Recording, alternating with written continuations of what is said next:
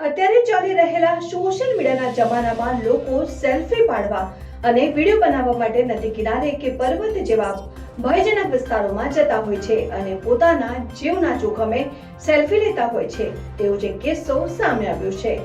મળતી માહિતી મુજબ યુવાન મહેસાણા જિલ્લાના ચોટાણા તાલુકાના કટોસણ ગામનો યુવાન નદીમાં સેલ્ફી પાડવા જતા યુવાનનો પગ લપસી જતા પોતાનો જીવ ગુમાવ્યો છે।